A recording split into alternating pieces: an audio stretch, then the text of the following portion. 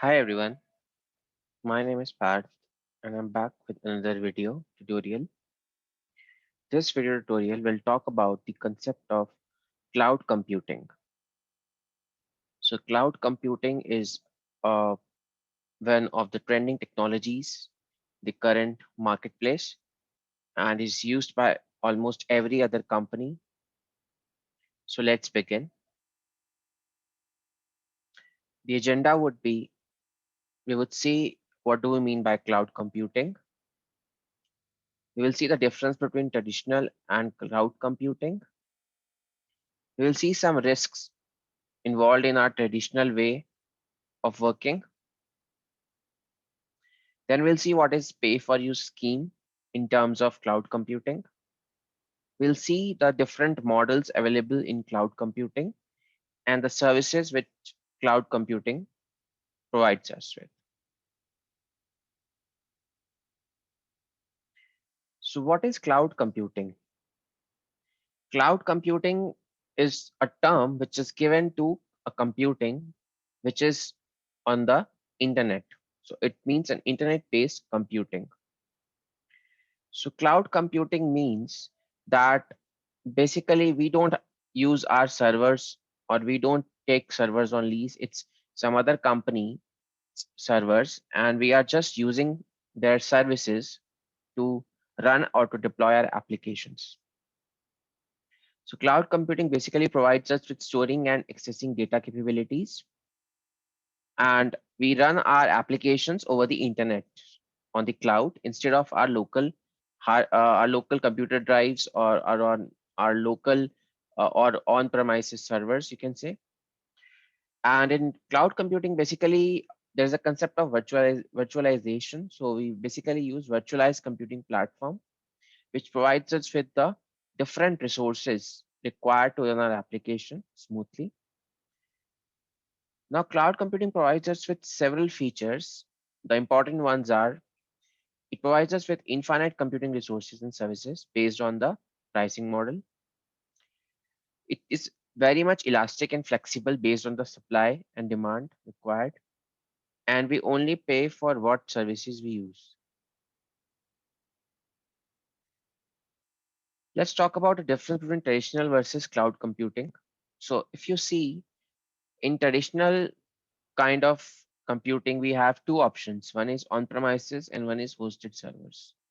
So on-premises server means that we have to buy servers. We have to pay a lot of amount to buy the servers and then basically put those servers on our premises and use those servers throughout. The second option we get with traditional computing is we basically host our servers somewhere, maybe into some other organizations and take it as lease. So those are on lease. There are also a lot of, you can say, amount is involved because on upon renewal we have to pay a lot of amount. But when we talk about cloud computing, so here we have the scheme of pay what you use. So what all services we use by the cloud provider on the computing environment. Only for those services we pay. We don't pay any extra for the servers or any other things or any maintenance. We just pay for what we use. Now, in case of traditional computing risk, we have some risks involved.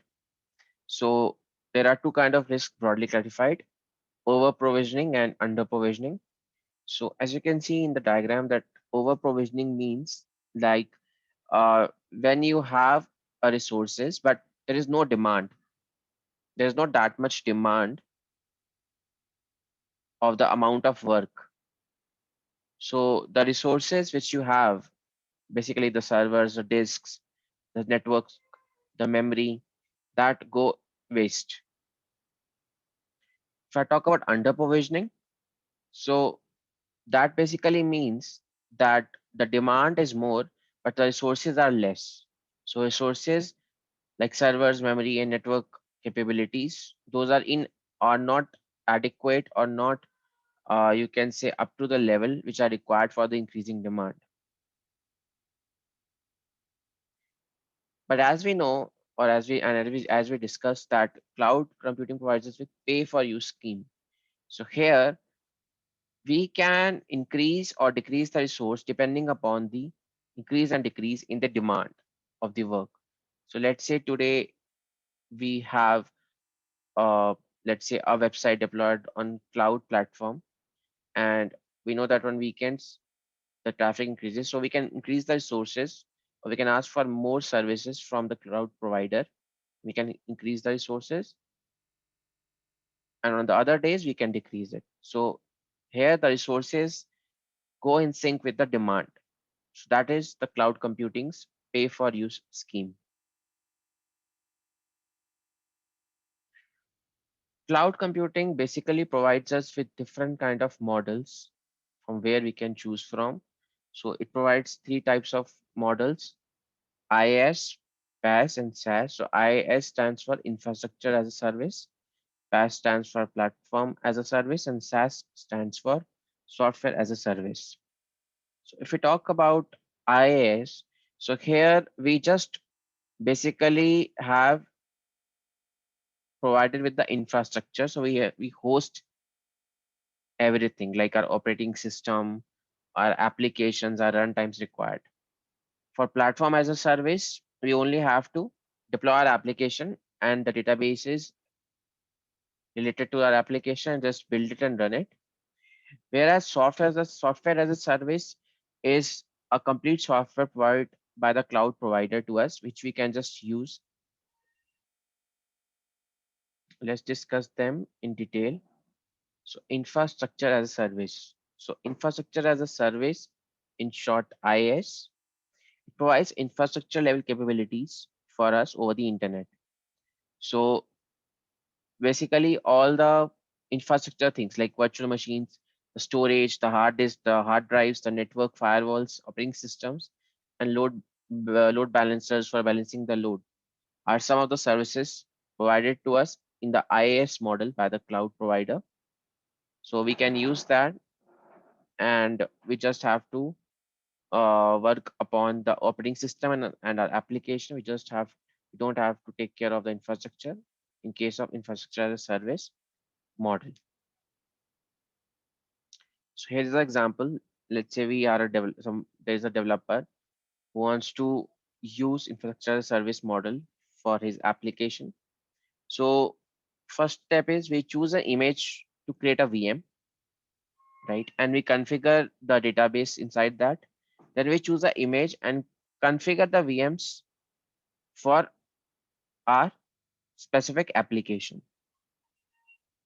So that means that we put the operating system required, the runtimes. If it's a .NET application, we install .NET runtimes. Then we provision our database and create tables and add data.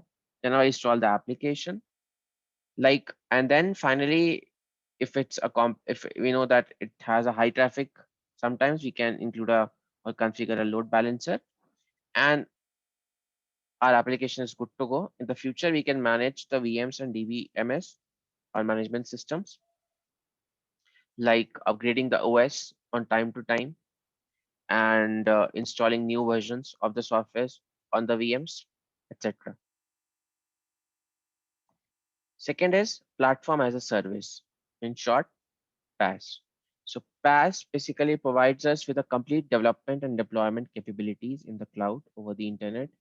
So some of the services it provides are like it provides us with the use of servers, the storage, middleware, development tools, BI services, and DBMS, database management systems. Platform as a service is designed to support the complete web application lifecycle. So if I talk about .NET application, we have different phases involved like building, testing, deploying, managing, and updating it in the future. So here we just have to concentrate on the deployment of our applications, just deploying and running them in our databases. We just don't have to take care of the OS or the hardware or the OS or the development tools or the software is required to run that.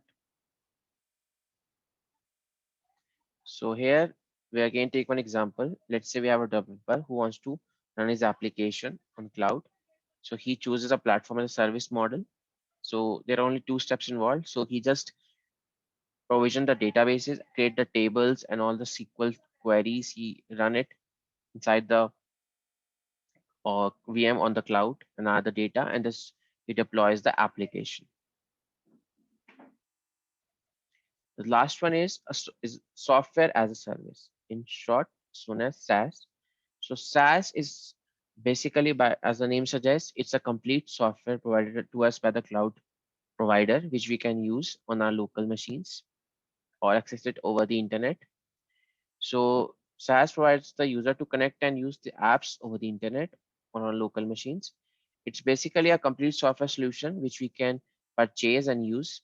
So it involves some amount of money and it hides all the complexity. We don't have to take care of anything. It's just a software we have to use. The software maintenance is done by the SaaS provider, or you can say the cloud provider.